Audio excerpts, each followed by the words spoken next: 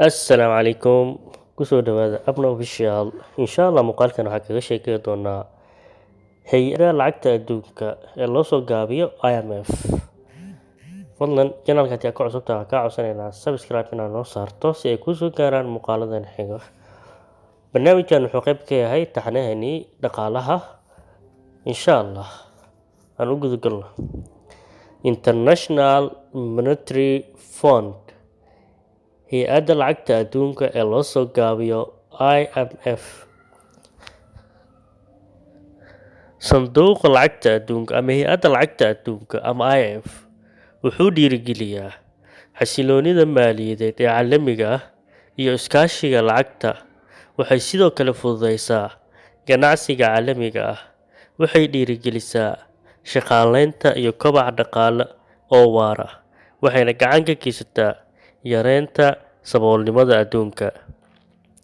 IMF waxaa xukuma oo lagula xisaabtamaa 190 dal oo xubinka ah. aasaasidii iyo hadafkii laga lahaa in la aasaaso IMF waxaa la urureeyay bishii Luulyo 1944 shirkii qaramada midoobay ee ka dhacay Bretton Woods ee New Hampshire ee dalka Mareykanka.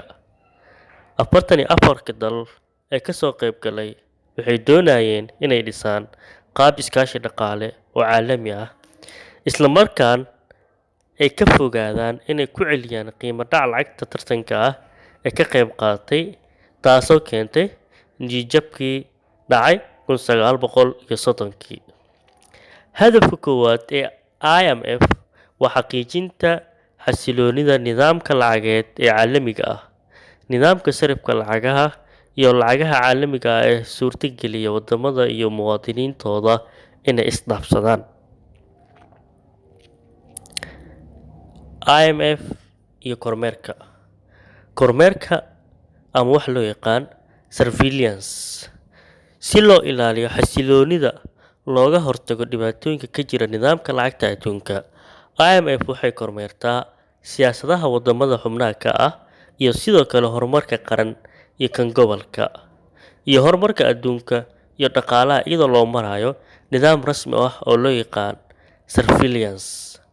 IMF waxay talo siisaa wadamada xubnaha ka ah, waxayna horumarisaa siyaasadaha loogu talagalay kobaca xasiloonida dhaqaalaha, yareynta u nuglaanta dhibaatooyinka dhaqaale iyo sare u qaadista heerarka nolosha. waxay sidoo kale bixisaa qiimeyn xilliyadeed oo ah ku saabsan rajada adduunka ee aragtida dhaqaalaha. IMF iyo gargaar lacageed, bixinta amaahda dalalka xubnaha ka ah ee la kulmaya dhibaatooyinka isku dheelitirka lacag bixinta waa mas'uuliyad asaasi ah.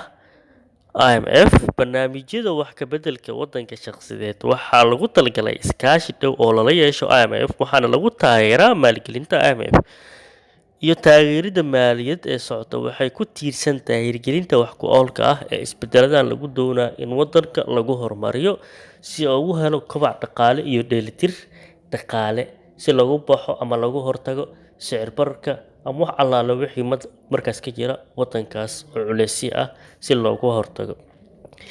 iyadoo laga jawaabayo cudurkii faafay ee loo yaqaan COVID-19, IMF waxay si ku meel gaar ah u kordhisay xadka marwehelka iyadoo la adeegsanayo aaladaha maalgelinta xaaladaha degdega ah iyo xaddiga sanadlaha ee guud ahaan marwehelka ilaha aan shuruudaha ahayn.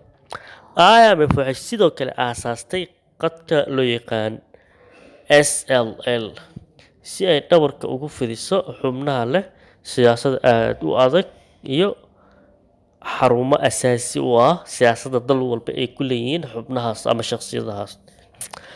kobcinta awoodda iyo IMF waxay bixisaa kaalmo farsamo iyo tababaro si loogu caawiyo wadamada xubnaha ka ah dhismaha hay-ado dhaqaale oo wanaagsan iyo xoojinta awoodaha aadanaha ee la xiriira.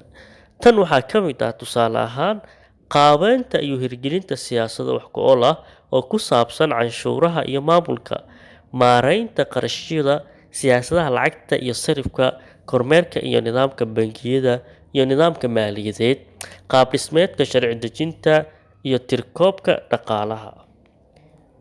Waxaan rajeynayaa inaad wax badan ka faa'iiday. Insha Allah haddii uu muuqaalka ku cajibay fadlan waxaan kaa codsanaynaa inaad subscribe saarto